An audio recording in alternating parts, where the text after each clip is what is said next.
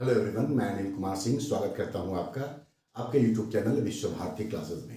आज हम आपके लिए एंशिएंट इंडिया से जेपीएससी के सिलेबस के अकॉर्डिंग लिच्छवी गणराज्य और उसका विधान लेकर के आए हैं। यहाँ पर हम आपको सबसे पहले बता दें कि जेपीएससी के सिलेबस में तो ये टॉपिक मेंशन है, लेकिन अभी तक एक बार भी यहाँ से क्वेश्चन बिल्कुल भी नहीं पूछे गए हैं। ऐसी स्थिति में हम लोग ये उम्मीद कर सकते हैं कि 11 जेपीएससी के मेंस के दौरान यहाँ से क्वेश्चन पूछा जाएगा। इस क्वेश्चन को अगर ये आता है तो आप निश्चित तौर पे अटेम्प्ट कीजिएगा। ये आपको स्कोर देने वाला क्वेश्चन साबित हो सकता है, क्योंकि अमूमन विद्यार्थी इस क्वेश्चन को अटेम्प्ट नहीं करेंगे क्योंकि इसका कंटेंट आमतौर पर बहुत कम नजर आता है। लेकिन अगर ये क्वेश्चन आपके सामने आता है तो आप इसको जरूर अटेम्प्ट करने का प्रयास कीजिएगा। इस टॉपिक को समझने के लिए पहले हम लोग को जानना होगा लिच्छवी, फिर गणराज्य क्या है, और फिर इनके विधान को, उनके संविधान को जानने का हम लोगों को काम करना होगा। लेकिन इसके पहले ये जो गणराज्य से संबंधित व्यवस्थाएं भारत के संविधान, भारत के इतिहास में नजर आती हैं, उसको समझने के लिए थोड़ा सा हम लोग इसके बैकग्राउंड को तैयार करें, जो बेसिकली इस टॉपिक के लिए आपका इंट्रोडक्शन का भी काम करेगा। और इसके साथ ही जब इसके बैकग्राउंड को आप समझिएगा तो आपको लिखने में कॉन्फिडेंस आएगा, क्योंकि आप जो लिखेंगे उसके पीछे क्या बातें चल रही हैं, जो छिपा हुआ है वो आपके जहन में होगा, तो आप अपने आंसर को ज्यादा आत्मविश्वास के साथ लिखने की स्थिति में होंगे। लिच्छवी गणराज्य की हम लोग बात कर रहे हैं तो ये बात हो रही है 6th सेंचुरी बीसी की, 6ठी शताब्दी ईस्वी पूर्व की। अब 6ठी शताब्दी पूर्व के अगर भारत के इतिहास को देखें तो इस समय भारत में कहीं भी कोई साम्राज्य की स्थापना नहीं हो रखी थी। तो इस समय कोई साम्राज्य भारत में नहीं था। थोड़ा सा इससे पीछे समझ ले, लिखना आपको आंसर में नहीं है। तो आप ये जानते हैं कि वैदिक काल का जो पीरियड है वो 1500 से लेकर के 1000 ऋग्वैदिक काल और 1000 से 600 ईस्वी पूर्व जो है ये उत्तर वैदिक काल। और उत्तर वैदिक काल के बाद आपको ये भी पता है कि 600 बीसी के आसपास में भारत में नगरीकरण की प्रक्रिया प्रारंभ हो गई थी। ऐसा इसलिए हुआ था क्योंकि भारत की जो अर्थव्यवस्था थी वैदिक काल में दोनों फेज, वैदिक काल में पशुचारी अर्थव्यवस्था, उसके बाद उत्तर वैदिक काल में कृषि अर्थव्यवस्था, और कृषि को डेवलप करने के लिए कई सारी चीजें उपलब्ध हो गई थी, जिसमें से एक चीज जो था वो था लोहे की प्राप्ति। उसके कारण से कृषि में वृद्धि हुई, अधिशेष की प्राप्ति हुई और नगरों का निर्माण शुरू हुआ, या भारत में द्वितीय नगरीकरण की शुरुआत हुई। तो इस समय कोई साम्राज्य तो नहीं था, यद्यपि छोटे छोटे राज्य भारत में बनने शुरू हो गए थे, और साथ ही साथ इन राज्यों में कहीं राजतंत्रात्मक व्यवस्था था तो कहीं गणतंत्रात्मक व्यवस्था था। मतलब ये जो भारत के राज्य थे आरंभिक काल में, यहां पर कुछ में राजतंत्रात्मक व्यवस्था था और कुछ में गणतांत्रिक व्यवस्था थी, रिपब्लिकन सिस्टम था। तो सवाल ये उठता है कि राजतंत्र के स्थान पर गणतंत्र का निर्माण क्यों प्रारंभ हो गया 6th सेंचुरी बीसी के आसपास में। इसी तरह की प्रक्रिया हम लोग भारत के बाहर यूनान में भी देखते हैं कि वहां मोनार्कियल सिस्टम के स्थान पर रिपब्लिकन सिस्टम इमर्ज करना शुरू हो गया था, उसकी उत्पत्ति शुरू हो गई थी। तो राजतंत्र के स्थान पर गणतंत्र की स्थापना के पीछे सबसे जो प्रमुख कारण नजर आता है वो कारण नजर आता है कि संभवतः राजतंत्रात्मक व्यवस्था में राजा जो था वो अक्षम था, मतलब उसकी अक्षमता और उसकी अयोग्यता के कारण गणतांत्रिक व्यवस्था की शुरुआत हो गई। गणतांत्रिक व्यवस्था का अर्थ क्या होता है, लगे हाथ इसको भी समझ ले तो ये वाला पार्ट भी हमारा थोड़ा सा स्पष्ट होता हुआ नजर आएगा। गणतंत्र में जो प्रधान होता है वो जनता के द्वारा निर्वाचित होता है। लिच्छवियों की जो शासन व्यवस्था थी वो गणतांत्रिक व्यवस्था थी, और इसका जो राजा होता था वो जनता के द्वारा चयनित होता था, कुलीन वर्ग के द्वारा ये चयनित होता था, और कुलीन वर्ग के सहयोग से, कुलीन वर्ग से मतलब यहां पर है प्रतिनिधियों से, जो आगे हम लोग बात भी करेंगे इसके विधान के अंतर्गत। तो कुलीन वर्ग के द्वारा ये चयनित होता था, उनके ही निर्देशन में, उनके सहयोग से ये काम करने का भी अपना जो इसकी जो प्रक्रिया थी वो उसको आगे बढ़ाने का काम करता था। तो प्राचीन काल में हम लोग ये पाते हैं कि 6th सेंचुरी बीसी में साम्राज्य नहीं था, बल्कि छोटे छोटे राज्य थे और उन राज्यों में राजतंत्रात्मक व्यवस्था के अलावा गणतांत्रिक व्यवस्था भी इमर्ज करके सामने आ रही थी। दरअसल हुआ ये कि 6th सेंचुरी बीसी में जो सीमा विस्तार की भावना मजबूत हुई, उस सीमा विस्तार की भावना ने आपसी युद्ध को बढ़ावा दिया और उस युद्ध के कारण धीरे धीरे जन से जनपद का निर्माण हुआ और फिर ये जनपद महाजनपद में कन्वर्ट हुआ। ये बातें आपको लिखनी है, लेकिन इसके पीछे का भी बैकग्राउंड आप समझ ले। जन शब्द जो है ये ऋग्वेद में इस्तेमाल होने वाला शब्द है, लिखना नहीं है, जानने के लिए आपको हम बता रहे हैं। ऋग्वेद में जन शब्द का उल्लेख हुआ है, आप सब इतिहास पढ़े हैं, ये जानकारी होगी आपको। जन का मतलब होता था कबीला, और ये जन शब्द इसलिए आया क्योंकि ऋग्वैदिक कालीन अर्थव्यवस्था पशुचारी थी, पशुपालन इनका अर्थव्यवस्था था, और जीवन जो था इनका घुमंतु था, मतलब जीवन में अस्थायित्व के तत्व नहीं थे। उसके बाद लैटर वैदिक एज में, उत्तर वैदिक काल में, जिसका पीरियड 1000 से 600 था, वहां पर यह जनपद शब्द आया। जनपद का अर्थ होता है वह स्थान जहां लोग निवास करते हैं। तो निवास इसलिए करने लग गए क्योंकि इनकी अर्थव्यवस्था उत्तर वैदिक काल में कृषि अर्थव्यवस्था हो गई, और कृषि अर्थव्यवस्था के कारण जीवन में अस्थायित्व आया और लोग एक स्थान पर निवास करने लगे। जब एक स्थान पर निवास करने लगे तो भूमि संपत्ति की अवधारणा भी विकसित हुई, राज्य क्षेत्र का कॉन्सेप्ट डेवलप हुआ, और फिर धीरे धीरे ये जनपद बड़े क्षेत्र में कन्वर्ट होने लगे और महाजनपद की स्थिति में पहुंच गए। यहां पर एक बात और जान लीजिए, जो आपको लिखना नहीं है, लेकिन आपके समझाने के लिए हम आपको ये बता रहे हैं कि ये जो जन से महाजनपद बड़े क्षेत्र में कन्वर्ट होने की प्रवृत्ति आई, वो 3 रूपों में सामने आई। जो महाजनपद उस दौर में थे, आप सबको पता है कि अंगुत्तर निकाय में इस बात की जानकारी मिलती है कि पूर्व मौर्य काल में 16 महाजनपद थे। 16 महाजनपद थे पूर्व मौर्य काल में, और जनपद से महाजनपद में कन्वर्ट हो गए थे। और ये कन्वर्जन का इनका जो प्रक्रिया था, ये 3 रूपों में सामने आया था। एक तो कुछ महाजनपदों ने या कुछ जनपदों ने विकास की प्रक्रिया के द्वारा अपना एरिया बड़ा किया और महाजनपद की स्थिति में पहुंचे। कुछ जनों ने आपस में विलय करके और बड़े जनपद का निर्माण किया, जो कि महाजनपद कहलाया। और कुछ जनपदों ने युद्ध का मार्ग अपनाया और युद्ध के द्वारा साम्राज्य विस्तार की नीति को अपनाने का काम किया, जिसमें कि मगध सबसे आगे था, क्योंकि प्राचीन भारत में सबसे पहले साम्राज्यवादी नीति उसने ही अपनाई थी। तो इसके तरीके से हम लोग देखते हैं कि जन का रूपांतरण जनपद में, और फिर 6th सेंचुरी बीसी के बाद महाजनपदों का निर्माण प्रारंभ हो गया, जिसके कि 3 रूप सामने आए थे, मैंने आपको बताया। ये बातें सिर्फ आपको जानने के लिए है, ये बातें लिखने नहीं है। वापस हम फिर से आपको समझा दें कि क्या लिखना है आपको। तो आपको ये बताना है कि 6ठी शताब्दी ईस्वी पूर्व में भारत में कोई साम्राज्य नहीं था, बल्कि उसके जगह में छोटे छोटे राज्य थे, जहां की राजतंत्रात्मक और गणतांत्रिक दोनों प्रकार की व्यवस्थाएं थी। राजतंत्र के स्थान पर गणतंत्र का उदय होना शायद इस कारण से संभव हुआ था क्योंकि राजा जो थे वो अक्षम थे या अयोग्य थे, और इसी कारण से राजतंत्रीय व्यवस्था के स्थान पर गणतांत्रिक व्यवस्था उभर करके सामने आई।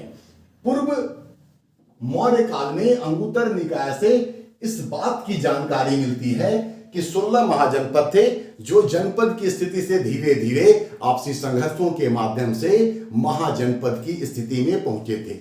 ये जो 16 महाजनपद थे, इनमें से कुछ में गणतांत्रिक व्यवस्था थी, कुछ में गणतांत्रिक व्यवस्था थी, और ऐसी गणतांत्रिक व्यवस्था का उदाहरण वज्जी संघ के तौर पर नजर आता है, मल्ल संघ के तौर पर नजर आता है। मतलब कि 16 महाजनपदों में कुछ में गणतांत्रिक व्यवस्था थी, और जहां गणतांत्रिक व्यवस्था का उदाहरण मिलता है वो था वज्जी संघ और मल्ल संघ। ये जो छोटे छोटे मतलब जो गणराज्य थे, इसके विषय में जानकारी देने का काम इतिहासकार रिट्ज डेविड्स इन्होंने एक पुस्तक लिखी, नाम है उसका बुद्धिस्ट इंडिया।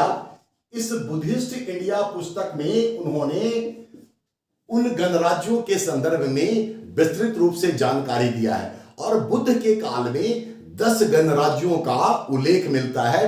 भगवान बुद्ध के समय में 10 ऐसे गणराज्य थे और उन गणराज्यों में एक था वज्जी संघ और एक था मल्ल। वज्जी संघ जो था ये 8 गणराज्यों का संघ था। वज्जी संघ 8 गणराज्यों का एक संघ था और इस संघ में मिथिला के विदेह भी शामिल था। इसके अलावा वैशाली के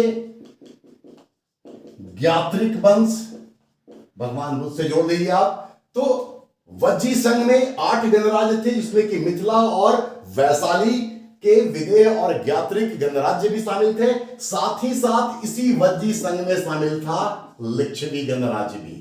लिच्छवी गणराज्य की जो राजधानी थी वो राजधानी थी वैशाली और ये वैशाली न सिर्फ वज्जी संघ के 8 गणराज्यों में से एक प्रमुख गणराज्य लिच्छवियों की राजधानी थी बल्कि पूरे के पूरे वज्जी संघ की राजधानी भी वैशाली थी। तो जो वैशाली नगर था वो अपने समय का एक बड़ा ही महत्वपूर्ण नगर था। ये एक विशाल क्षेत्र में फैला हुआ था। इसकी आबादी अत्यंत ही घनी थी और ये अत्यंत ही आर्थिक रूप से संपन्न नगर की श्रेणी में आता है। और भगवान बुद्ध के काल में जो लिच्छवी गणराज्य था वो सबसे शक्तिशाली, सबसे समृद्धशाली और सबसे घनी आबादी वाला नगर माना जाता था। तो वैशाली के जो लोग थे वे बड़ा ही स्वाभिमानी थे, स्वतंत्रता प्रेमी थे और अपनी स्वतंत्रता को कायम रखने के लिए लिच्छवी के राजा चेटक, नाम आपने निश्चित तौर पे सुना होगा, राजा चेटक ने मगध के राजा अजातशत्रु के साम्राज्यवादी व्यवस्था से टक्कर लेने के लिए चेटक ने एक संघ का निर्माण किया था। और चेटक के द्वारा जो संघ का निर्माण किया गया उस संघ में काशी महाजनपद शामिल था, कौशल महाजनपद शामिल था और मल्ल गणराज्य, जिसके विषय में मैंने आपको बताया अभी, मल्ल गणराज्य भी शामिल था। जो वैशाली नगर थी, ये वैशाली नगर 3 तरफ से चहार दीवारी से या बाउंड्री से घिरी हुई थी और प्रत्येक बाउंड्री एक दूसरे से 3 योजन की दूरी पर थी। 1 योजन का मतलब हुआ लगभग 1 योजन बराबर 8 मील और 1 मील में आप सबको पता है कि 1.6 किलोमीटर की दूरी होती है। तो आप अनुमान लगा लीजिए कि वैशाली कितना विशाल क्षेत्र में फैला हुआ नगर था जो कि लिच्छवियों की राजधानी हुआ करती थी। तो अपने समय का सबसे बड़ा, सबसे समृद्धशाली और सबसे घनी आबादी वाला ये नगर वैशाली लिच्छवियों की राजधानी थी और लिच्छवी क्षत्रिय गणराज्य से या क्षत्रिय वंश से संबंधित थे। अब सवाल ये उठता है कि लिच्छवियों की शासन व्यवस्था कैसी थी। तो हम आपको पहले बता चुके हैं कि लिच्छवियों की शासन व्यवस्था गणतांत्रिक थी और गणतांत्रिक राज्यों को गण कहा जाता था। गणतांत्रिक राज्यों को गण कहा जाता था और गणतांत्रिक व्यवस्था में ये बात भी मैंने आपको पहले बता दिया है कि राजा जो था वो जनता के द्वारा चुना हुआ प्रतिनिधि होता था और कुलीनों के माध्यम से, उनके सहयोग से, उनके निर्देशन में ये शासन करने का काम करता था। जो वज्जी संघ था या जो लिच्छवी गणराज्य था, इनकी शासन व्यवस्था कैसी थी इसके विषय में बहुत ज्यादा जानकारी तो नहीं मिलता है, लेकिन इनकी प्रशासनिक व्यवस्था निश्चित तौर पे बेहतरीन थी। इस बात के उदाहरण पाली और प्राकृत भाषा में उस दौर के जो साहित्य हैं वो प्रस्तुत करते हैं, मतलब वो बताते हैं कि इनकी शासन व्यवस्था कितनी अच्छी थी। लेकिन इनकी शासन व्यवस्था के विषय में भले ही स्पष्ट तौर पे जानकारी उपलब्ध ना हो, लेकिन इतना तो अवश्य कहा जा सकता है कि इनका संविधान जो भी रहा हो, इनका गणराज्य का प्रशासनिक व्यवस्था जो भी रहा हो, लेकिन उस दौर में जो छोटे छोटे गणराज्य थे, जैसे कि पिपली वन के मोरिये, केशपुर के कलाम, रामपुर के कोलिये, छोटे छोटे राजवंश है, इसी तरीके से सुषमारगिरी के मग्ग, इनसे इनकी शासन व्यवस्था अलग थी। और गणतांत्रिक राज्यों को, जैसा कि हम आपको बताएं कि राज्यों को गण कहा जाता था, और इस गण का जो प्रमुख होता था वो होता था राजा। तो राजा इस गणतांत्रिक व्यवस्था में, जिसको कि गण कहते थे, उसका प्रमुख होता था। राजा जो था ये निर्वाचित होता था, और प्रशासन से संबंधित तमाम प्रकार का जो जिम्मेदारी, जो अधिकार होता था, वो राजा के पास ही होता था। राजा को ही अपने राज्य के आंतरिक सुरक्षा को देखना पड़ता था, विधि व्यवस्था को देखना पड़ता था, शांति व्यवस्था को कायम रखना होता था, और विभिन्न लोगों के बीच या जो विभिन्न प्रतिनिधि संस्थाएं थी उनके बीच सामंजस्य बैठा करके रखना, उनमें समन्वय स्थापित करके रखना, ये सारी जिम्मेदारी राजा के ऊपर होती थी। राजा के कुछ सहायक भी होते थे, जिनको कि उपराजा, सेनापति, कोषाध्यक्ष और भांडागारिक, ये अधिकारी थे राजा के अधीन। राजा के सहायक के तौर पे उपराजा, सेनापति, कोषाध्यक्ष और भांडागारिक, राजा इनके माध्यम से ही शासन व्यवस्था संचालित करने का काम करता था। तो गणतांत्रिक व्यवस्था में गण का प्रमुख स्थान था। गण की कार्यपालिका शक्ति राजा में नहीं थी, राजा के हाथ में ही प्रशासन से संबंधित विधि व्यवस्था से शांति और समन्वय की जिम्मेदारी थी। उसके 4 सहायक थे। इस दौर में इनके संविधान के तहत देखें तो वास्तविक शक्ति जो होती थी नीति निर्धारण की या फिर इनके शासन व्यवस्था की, वो वास्तविक जो नीति निर्धारक संस्था थी, जिसको कि संस्थागार कहते थे, संस्थागार या इसको राष्ट्रीय परिषद कहा जाता है। इस राष्ट्रीय परिषद में ही इनकी वास्तविक शक्ति निहित होती थी। ये नीति निर्धारक संस्था होते थे, समिति होती थी, और राष्ट्रीय परिषद के तौर पर इसको जाना जाता है। और इसमें इसके जो सदस्य होते थे वो आम जनता के प्रतिनिधि होते थे। ये जो संस्थागार है, इसकी कार्यशैली या इसकी संरचना हम लोग वर्तमान में जो हमारी केंद्रीय विधायिका है लोकसभा, उसी के समान नजर आती है। और इस संस्थागार में विभिन्न गांवों के 7,707 प्रतिनिधि शामिल होते थे। 7,707 प्रतिनिधि शामिल होते थे, जो विभिन्न गांवों का प्रतिनिधि होते थे। और ये सब लोग मिल करके इस संस्थागार में नीति निर्माण संबंधी काम करते थे। संस्थागार जो थी ये एक तरह से केंद्रीय विधायिका थी, जहां पर विभिन्न विषयों पर वाद विवाद होता था, विभिन्न प्रकार के नीतियों पर, विधियों के निर्माण पर निर्णय लिए जाते थे। तो ये एक संस्थागार जो थी, जिसकी सदस्य संख्या 7,707 है, ये सेंट्रल लेजिस्लेटिव के तौर पर काम आ रही है।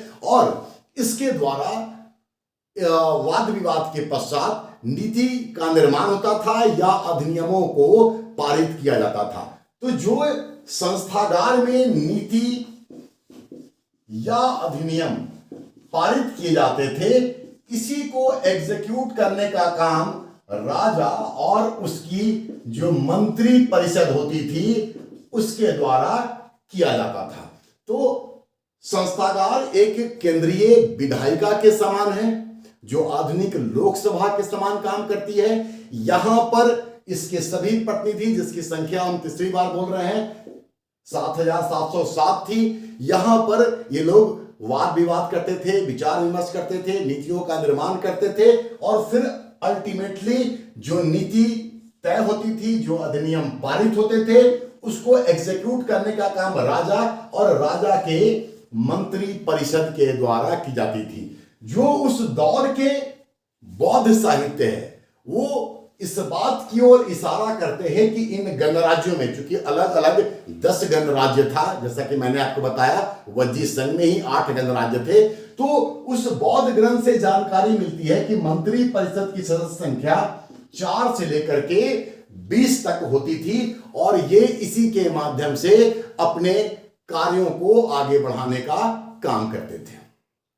तो इस तरीके से हम लोग ये पाते हैं कि लिच्छवी गणराज्य के शासन व्यवस्था में उसका जो संस्थागार है उसका बड़ा ही महत्वपूर्ण भूमिका है, जो कि केंद्रीय विधायिका के समान काम कर रही है। तो ये हम लोग पा रहे हैं कि ये अलग अलग छोटी छोटी प्रशासनिक इकाइयों में बट करके और अपनी शासन व्यवस्था को संचालित करने का काम कर रहा है। और ये जो अलग अलग छोटी छोटी प्रतिनिधि संस्थाएं हैं, उन सभी संस्थाओं के अपना एक अध्यक्ष होता था और इन अध्यक्षों के अंतर्गत भी कई सारे अधिकारी होते थे। ये अधिकारी बिल्कुल वैसे ही होते थे जैसे कि राजा की सहायता के लिए थे। तो उपराजा यहां पर भी होगा, सेनापति यहां पर भी होगा, कोषाध्यक्ष और भांडागारी यहां पर भी होगा। तो अध्यक्ष विभिन्न जो प्रशासनिक इकाइयां थी उसका प्रधान होता था और उसके अंडर भी कई सारे अधिकारी होते थे जो राजा के समान ही काम करते थे। यहां एक बात हम आपको बताना भूल गए थे कि 7707 ये जो प्रतिनिधि हैं, प्रत्येक प्रतिनिधि अपने आप में राजा भी कहलाता है। ये बातें अच्छी भी हैं और बाद में जब हम लोग इसकी आलोचना करेंगे तो उसको भी हम लोग देखने का काम करेंगे। तो खैर, ये इनके माध्यम से अपने शासन व्यवस्था को संचालित करते थे। जैसा कि हम बता रहे थे कि संस्थागार की जो कार्य प्रणाली है वो लोकसभा की तरह है। इसका मतलब कि भारत की जो संसदीय शासन व्यवस्था वर्तमान संविधान के तहत है, कुछ इसी तरीके की संसदीय व्यवस्था हम लोग यहां संस्थागार में, जिसको कि राष्ट्रीय परिषद कहा गया है, वहां भी देखने को मिलता है। यहां पर भी संस्थागार का एक अध्यक्ष होता था। इस अध्यक्ष को आसन पन्नापक कहा जाता था। आज जैसे हम लोग लोकसभा अध्यक्ष होते हैं, ठीक उसी तरीके से लिच्छवियों के शासन व्यवस्था में उसका जो केंद्रीय विधायिका था संस्थागार, उसका एक अध्यक्ष होता था। ये अध्यक्ष आसन पन्नापक कहलाता था। इस संस्थागार में किसी भी सदस्य के द्वारा नीति निर्माण से संबंधित प्रस्ताव लाया जा सकता था। तो जो प्रस्ताव लाया जाता था उसको नति या वृत्ति कहा जाता था, उसको नति या वृत्ति कहा जाता था। और अगर ये प्रस्ताव जो स्वीकृत हो गया तो स्वीकृत प्रस्ताव को अनुसावक, जो प्रस्ताव संस्थागार में किसी भी सदस्य के द्वारा लाया गया उसको नति या वृत्ति कहते थे। जो प्रस्ताव स्वीकार कर लिया गया, सदन के पटल पर संस्थागार में रख दिया गया, उसको अनुसावक या कमवाचा कहा जाता था। इस पर वाद विवाद होता था। इसके बाद वाद विवाद के पश्चात अगर ये प्रस्ताव 3 वाचन, जिसको अंग्रेजी में रीडिंग बोलते हैं, भारत के संविधान के संदर्भ में भी आपने पढ़ा होगा, आज की तारीख में जो हमारा लेजिस्लेटिव प्रोसीजर है उसमें भी 3 वाचन के बाद ही कोई विधेयक जो होता है एक हाउस में पारित होता है। तो यहां पर भी वही व्यवस्था लहराती है और कहता है कि 3 वाचन के बाद अगर कोई प्रस्ताव बिना किसी विवाद के पारित हो गया तो फिर उसको पारित मान लिया जाता था। मतलब इस पर यह मान लिया जाता था कि प्रस्ताव पर सर्वसम्मति बन गई है। अगर किसी प्रस्ताव पर सम्मति नहीं बने तो ऐसी स्थिति में मतदान का भी प्रोविजन था। अगर स्वीकृति नहीं बने तो मतदान का प्रावधान था। मतदान का भी एक अधिकारी होता था जिसको कि श्लाका ग्राहक कहा जाता था। मतदान का एक अधिकारी था जिसको कि श्लाका ग्राहक कहा जाता था। तो खैर, अगर स्वीकृति ना हो तो मतदान होता था। मतदान प्रत्यक्ष भी होता था या मतदान अप्रत्यक्ष भी हो सकता था। तो जो प्रत्यक्ष मतदान होता था उसको विवर्त कहा जाता था, उसको विवर्त कहा जाता था। और जो गुप्त या अप्रत्यक्ष मतदान होता था उसको गुल्हक कहा जाता था। और फिर अल्टीमेटली जो निर्णय होता था, वो निर्णय जो था वो सर्वसम्मति से, बहुमत से पारित होता था। बहुमत से पारित, अगर वो प्रस्ताव हो गया तो पारित प्रस्ताव को, पारित प्रस्ताव को भयनियम या भूमसिकम, जो प्रस्ताव सर्वसम्मति से पारित हो गया उसको भूमसिकम या फिर भयनियम कहा जाता था। तो हम लोग ये पाते हैं कि इनका जो नीति निर्माण, विधि निर्माण की प्रक्रिया है वो बिल्कुल आधुनिक लोकसभा और वर्तमान संसदीय शासन व्यवस्था की तरह ही नजर आती है। ये अपने आप में बड़ा अनोखा बात निश्चित तौर पर हो सकता है कि इतने हजारों सैकड़ों साल पहले इस तरह की व्यवस्था भारत में नजर आती है। तो खैर, ये चीजें आपके सामने आ गया किस तरीके से उनके यहां नीति निर्माण और अधिनियमों को पारित करने की प्रक्रिया थी। उस संस्थागार रूपी वर्तमान लोकसभा में किस किस प्रकार के अधिकारी थे, ये भी हम लोगों ने जानने का काम किया। चलिए अब आगे कुछ बताऊं उसके पहले, किसी को भी अगर कोई डाउट हो, कुछ पूछना हो तो ये मेरा नंबर है 7992200656। आप इसको नोट कर लें। आप, ये मेरा व्हाट्सएप नंबर भी है, मेरा कॉल नंबर भी है, आप मुझसे बात कर सकते हैं। कुछ लोग कुछ मैसेज डालते हैं कि सर ये ऐसे लिखे या वैसे लिखे, बेहतर होगा कि आप हमको कॉल करके और बात कर लीजिए। और एक सूचना आपको ये भी देनी है कि चूंकि जेपीएससी का जो एग्जाम होना है, आप सबको पता है कि कमोबेश लोकसभा का जो चुनाव परिणाम आ जाएगा उसके 2-4-5 दिनों के बाद होने की बात हो रही है। मतलब कि जून 10 के आसपास में निश्चित तौर पे आपका मेंस का एग्जाम हो जाएगा। रिजल्ट भी जो मेरी जानकारी में है वो 2 से 3 दिन में सब कुछ सामने आ जाएगा। तो खैर, आप उसके लिए तैयार रहें। यहां पर हम आपको ये भी बताना चाह रहे हैं कि ऑफलाइन में एक क्रैश कोर्स की तरह हम बैच भी चला रहे हैं। अगर किसी को रिक्वायरमेंट हो तो आप कांटेक्ट कर सकते हैं, ज्वाइन कर सकते हैं। और एक चीज और कि रिजल्ट निकलने के बाद गेस्ट क्वेश्चन का एक हम ऑनलाइन बैच भी चलाएंगे, जो मेरा अपना सब्जेक्ट है, हिस्ट्री, पॉलिटी, पीए और इकोनॉमी का। लेकिन वो बिल्कुल कॉम्पैक्ट कोर्स होगा, गेस्ट क्वेश्चन का होगा। तो आप उसके लिए भी अगर आप चाहें तो क्वेरी कर सकते हैं, उससे बात कर सकते हैं। चलिए, ये सूचना आपको दिए। अब हम लोग इस टॉपिक को अब आगे बढ़ाते हैं। यहां पर हम लोग उनके संस्थागार तक बात कर चुके हैं। अब हम लोग ये देखते हैं कि कई प्रकार की समितियों के माध्यम से ये लोग काम करते थे। इसी तरीके से जो केंद्रीय समितियां होती थी, जो अलग अलग प्रतिनिधियों के नियंत्रण में काम करते थे, इसके विषय में मैंने बताया कि जो अध्यक्ष होते थे वो अलग अलग प्रशासनिक इकाई के तौर पे काम करते थे, उनके भी सहायक होते थे। और वो जो सहायक होते थे, 4 नाम जो मैंने बताया, उपराजा, सेनापति, कोषाध्यक्ष, भांडागारी, ये भी वो जो 7707 ग्रामीण प्रतिनिधि थे जो राजा कहलाते थे, उन्हीं में से चुने जाते थे। तो केंद्रीय जो समितियां थी, ये समितियां न्यायिक कार्य भी करती थी। इनके द्वारा न्यायिक कार्य भी किया जाता था। और ऐसी जानकारी मिलती है कि वज्जी संघ में 8 न्यायालय थी। वज्जी संघ में 8 न्यायालय थी और प्रत्येक तथाकथित अपराधी को इन 8 न्यायालयों में अपील करने का अधिकार था।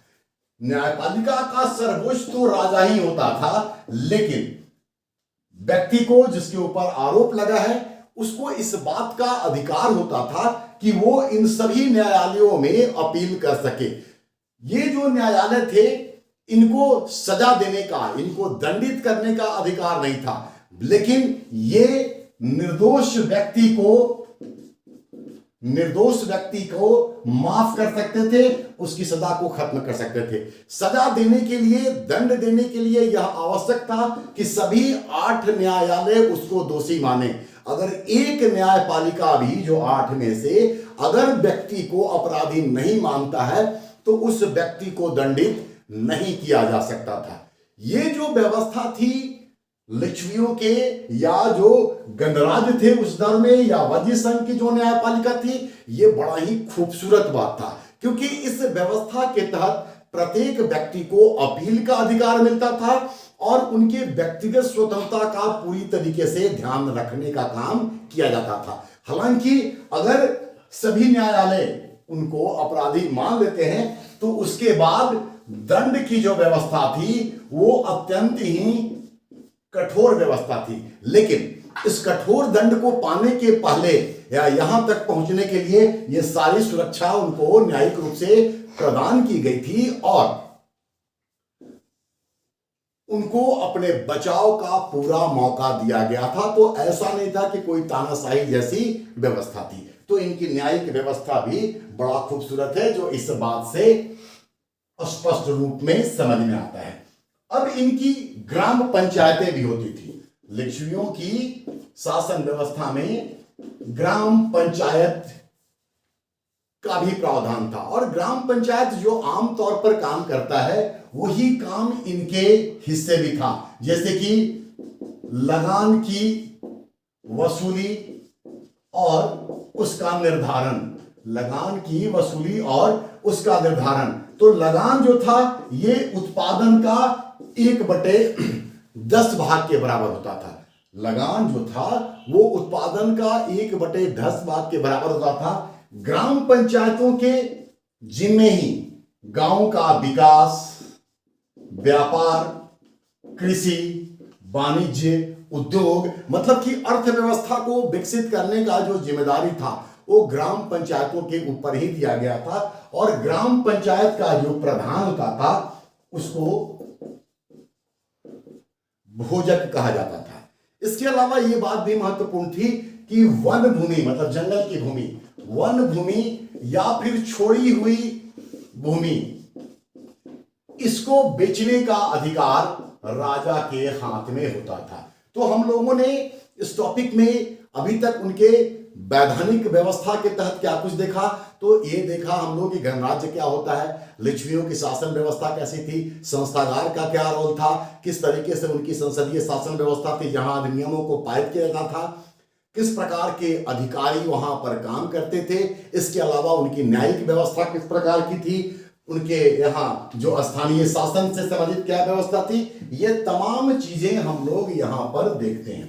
तो भारत के प्राचीन इतिहास में लिच्छवियों का शासन व्यवस्था अत्यंत ही उत्कृष्ट, अत्यंत ही बेहतरीन नजर आता है। ये जो गणतांत्रिक व्यवस्था थी, इस गणतांत्रिक व्यवस्था में ग्राम के या उस संघ में शामिल प्रत्येक प्रतिनिधि को इस बात का अभिमान होता था, गर्व होता था, गौरव होता था कि वो मतदान प्रक्रिया में भाग ले रहे हैं और उनके माध्यम से ही राजा का चयन किया जा रहा है। राजा भी इस बात को भली भांति समझता था कि चूंकि इनके द्वारा ही वो चयनित हुआ है, इसलिए वो भी कानून का सम्मान करता था। प्रजा जो होती थी, जो आम लोग होते थे या जो मतदाता होते थे, वो भी अनुशासन प्रिय लोग होते थे। तो कुल मिलाकर के व्यवस्था बड़ा ही खूबसूरत और प्रजातांत्रिक तरीके से संचालित की जाती थी। राजा कानून का पालन करता था, जन कल्याण का दृष्टिकोण उसके दिमाग में होता था और उसके द्वारा सामान्य तौर पर जन कल्याणकारी कार्य ही संचालित और संपादित किए जाते थे।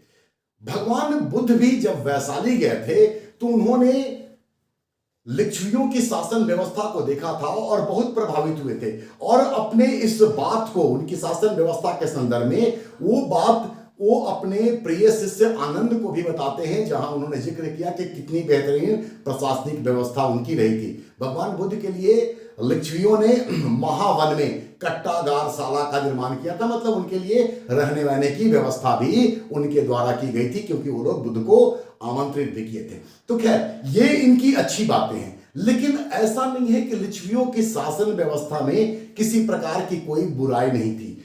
जिस गणतंत्र की बात कर रहे हैं कि ये जनता के द्वारा चुने हुए प्रतिनिधि हैं, लेकिन वास्तव में लिच्छवियों के शासन व्यवस्था, गणतांत्रिक व्यवस्था में राजा जो था ये कुलीन वर्ग के द्वारा चयनित था, क्योंकि वही 7,707 प्रतिनिधि इनका चयन करते थे। उनके ही निर्देशन में और उनके ही सामान्य तौर पर उनके हित में काम करने का काम करता था। वास्तव में ये जनता का प्रतिनिधि नहीं होता था या आम जनों का प्रतिनिधि नहीं होता था, बल्कि कुलीनों का प्रतिनिधि होता था। कुलीनों के द्वारा चयनित होता था और कुलीनों के द्वारा ही कुलीनों के लिए ही काम करता हुआ नजर आता है। इसके अलावा लिच्छवियों के गणतांत्रिक व्यवस्था में एक और बहुत बड़ी कमजोरी थी कि यहां पर समानता के तत्व पर आवश्यकता से अधिक बल दिया गया था। यह अपनी सीमाओं को पार कर गया था। मैंने आपको बताया था कि राजा तो होता ही था पूरा संघ का, और प्रत्येक गण का भी राजा होता था। और यह भी बताया कि 7,707 जो प्रतिनिधि थे वो सभी राजा कहलाते थे।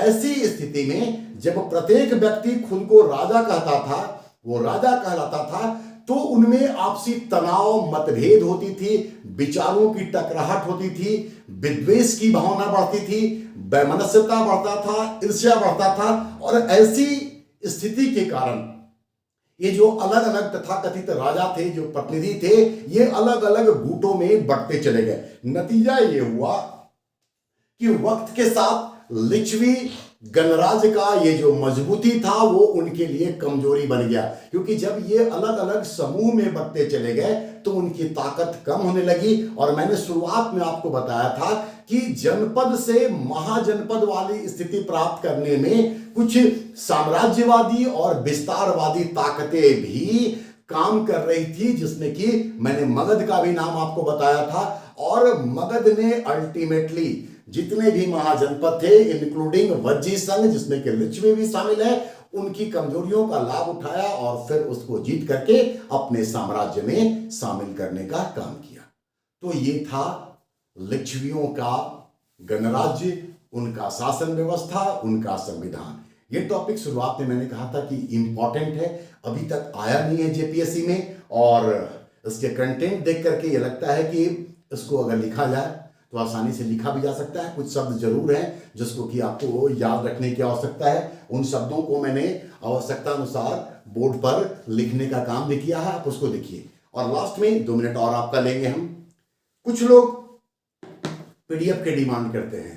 मेरे साथ प्रॉब्लम ये है कि ऐसा कोई हम पूरा ऐसा नोट्स तैयार करके नहीं रखें। हम पॉइंट फॉर्म में इसी तरीके से बात को रखते हैं, क्लास में भी उसी तरीके से समझा करके और उनको लिखवा देते हैं। इससे अगर आप सुन करके अपने तरीके से लिखने का काम करेंगे तो यकीन मानिए आपकी जो लेखन शैली है ये बेहतर होगी, और आप नए शब्दों को ढूंढेंगे, अपने तरीके से उसका प्रेजेंटेशन करेंगे, तो ये भी संभव है कि आप औरों से अपने आंसर को और बेहतर बनाने की स्थिति में हो। तो लिखने का प्रयास कीजिए। कमोबेश एक सीक्वेंस में हम आपको पूरा टॉपिक समझाने का काम करते हैं। कुछ कुछ पॉइंट को आप अपने दिमाग में रखिए कि कैसे हमको उन बातों को लेकर के आगे जाना है, उसको पूरा कीजिए। और लास्ट में ये अभी किसी ने ये मैसेज किया था कि सर क्या सारा एग्जाम्पल लिखना संभव है या सारा एग्जाम्पल लिखा जाना चाहिए? बिल्कुल भी नहीं। बोलने के क्रम में शब्द सीमा नहीं होता है। हम कई सारी बातें जो हम आपको शुरुआत में बोले थे कि आपको लिखना नहीं है लेकिन जाननी चाहिए, ऐसा नहीं है कि आप जितना बात जान रहे हैं वो सारी बातें आप लिख दें, बल्कि लिखने के क्रम में आप इस बात का हमेशा ध्यान रखें कि आंसर जो चाहिए वो लिखा जाए, उसका जो जिस्ट है वो आपके द्वारा लिखे जाए। लेकिन ऐसा नहीं कि याद हो तो आप अनावश्यक टाइम लेना शुरू करें। 32 मिनट में आप अपने आंसर को, 33 मिनट में आंसर को कॉम्पैक्ट फॉर्म में लिखने का काम करें। फ्लो चार्ट का जरूरत के हिसाब से, मैप का जरूरत के हिसाब से इस्तेमाल करें। इसी में मैप से एक शब्द और याद आया जिसको यहां पर बोल देना भी उचित होगा, क्योंकि आप इसका भी इस्तेमाल कर सकते हैं। मैंने कहा था कि जो लिच्छवी या जो वज्जी संघ है ये मगध के उत्तर में है, मगध के उत्तर में है। तो आप बिहार का नक्शा को देख लीजिए और उस नक्शे के हिसाब से आप मगध के नॉर्थ में वैशाली वाला एरिया को दिखा सकते हैं। ठीक है, तो इससे एक आपका मैप भी सामने आ जाएगा जो हिसाब से आप उसको इस्तेमाल कर लीजिए। चलिए, कुल मिलाकर के मैंने अपनी बात रख दी है, ये टॉपिक भी खत्म हो गया है। आपकी प्रतिक्रिया का मुझे इंतजार रहेगा और एक रिक्वेस्ट और आपसे कि वीडियो अगर पसंद आता है तो अपने दोस्तों के साथ जरूर शेयर कीजिए, क्योंकि आप शेयर नहीं करेंगे तो नए लोगों तक ये वीडियो नहीं पहुंच पाएगा, लोग नहीं जान पाएंगे। तो आपके सहयोग का उम्मीद है, आप लाइक बटन भी प्लीज प्रेस कर दिया कीजिए और फिर मिलते हैं हम लोग अगले वीडियो में। देखते रहिए।